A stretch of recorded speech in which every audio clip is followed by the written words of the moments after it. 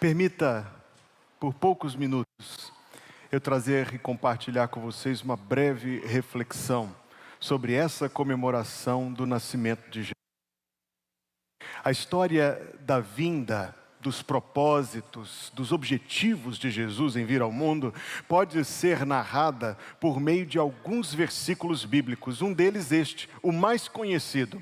O versículo que até quem não conhece a Bíblia conhece, que diz assim: porque Deus amou o mundo de tal maneira, se você sabe, diga comigo, porque Deus amou o mundo de tal maneira que deu seu Filho unigênito para que todo aquele que nele crê não pereça, mas tenha a vida eterna. João 3,16. Você percebeu o Natal ali?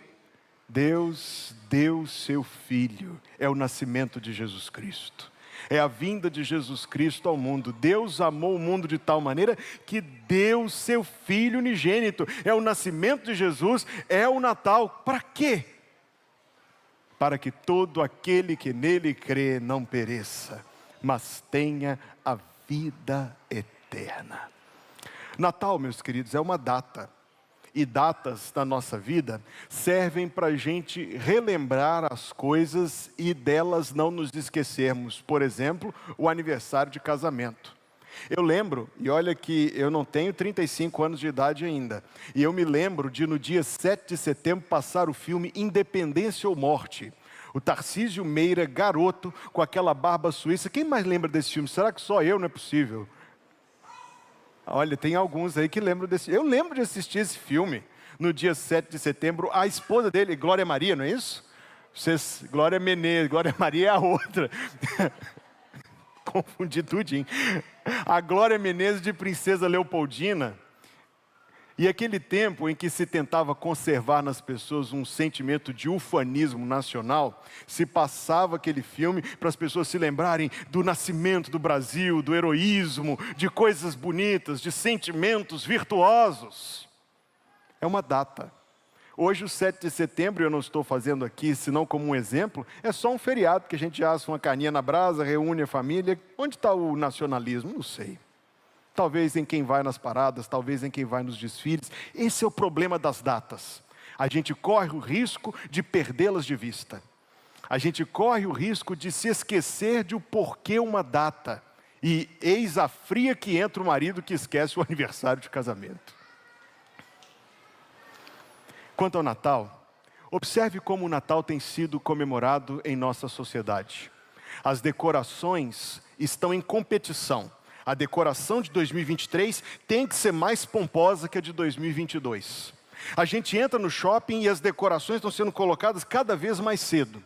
Cada vez mais luzes, cada vez mais... Onde isso vai parar? Eu fiquei imaginando outro dia. A gente vai entrar no shopping e vai ter que colocar óculos escuros para poder suportar o ambiente. A queima de fogos do fim do ano tem que durar uns segundos a mais do que o ano anterior. Tem que estar sempre aumentando. Eu fico imaginando que daqui a alguns anos vai ter queima de fogos ensurdecedora para encegar os olhos até o sol raiar. Porque a gente perde de vista o significado, a gente perde de vista o que a data quer lembrar e põe o foco só na comemoração em si, sem saber até o que é que estamos comemorando. Natal é uma data para você relembrar, primeiro, que você precisa de salvação. Jesus Cristo não foi enviado ao mundo primariamente para dar exemplo. Não foi enviado ao mundo primariamente para ser um professor. Não foi enviado ao mundo primariamente para dar uma lição sobre o que é o amor. Eu admito que ele fez estas coisas secundariamente ao seu objetivo primeiro e principal, que era dar a sua vida na cruz do Calvário, derramar o seu sangue, morrer sobre a cruz, fazer-se sacrifício, salvador e salvação. O Natal não deve ser esquecido por nenhum de nós. É um lembrete repetido, renovado anualmente de que a gente precisa de salvação. Deus amou o mundo de tal maneira que deu o seu Filho unigênito para que todo aquele que nele crê não pereça. E essas palavras significam que aquele que não crer em Jesus perecerá. Perecerá não pela mesquinhez da divindade, não por nenhuma rudeza ou dureza do coração de Deus, não. Quem nele não crer perecerá sim, mas perecerá pela culpa dos seus próprios pecados e pela justiça santa de Deus, que não pode tapar os olhos para a maldade humana. O problema do pecado é insolúvel. O filósofo tentará corrigir isso pela educação, produzirá outras formas desse problema, mas continuará produzindo problema. A sociedade vai intervir nas famílias, só vai piorar. O problema do pecado só pode ser sanado por Deus. Então o Natal é um lembrete da nossa necessidade de salvação, assim como o Natal é um lembrete do que Deus fez para nos salvar. Talvez só quando nós contemplarmos Jesus face a face, é que nós vamos entender o quanto Ele voluntariamente, por amor, se rebaixou, de quanto Ele abriu mão, o quanto Ele se humilhou para vir a este mundo. Só quando nós o vimos, nós tangiremos a mínima fração disto. A nós é dado a capacidade de entender, queridos, a infinitésima parte. O que foi necessário fazer? Deixar, rebaixar-se, humilhar. Toda a sua vida foi de pobreza, de humilhação, de rejeição, caminhando para o Calvário. Mas o que você precisa entender é que essa história não é para te levar a sentir dó de Jesus, ficar com peninha, não. Essa história está narrada na Escritura para que você contemple e diga: tudo isto Deus fez por mim, para me salvar, para perdoar os meus pecados, para me dar a vida eterna. A gente não precisa de tanto enfeite. Podemos até ter, eu sou um defensor de que tenhamos, mas a gente não precisa de uma decoração cada vez mais extravagante. Quando nos lembramos o que o Natal é algo sobretudo aqui no coração, a sua necessidade de salvação, o que Deus fez por você. E o coral que está pregando comigo essa noite trouxe a sua última música, apoteótica por sinal, a mensagem principal junto a essa tão bela mensagem do Natal.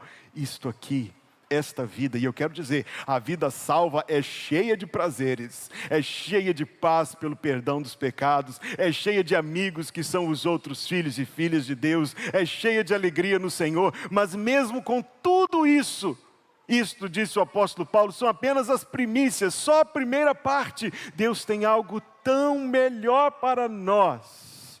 E o Natal deve nos fazer lembrar disso também. Como cantou a última música, em breve Ele voltará, sabia disso?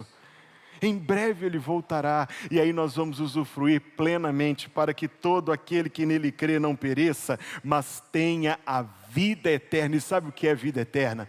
Vida eterna é uma coisa que a gente não sabe nem imaginar o que é.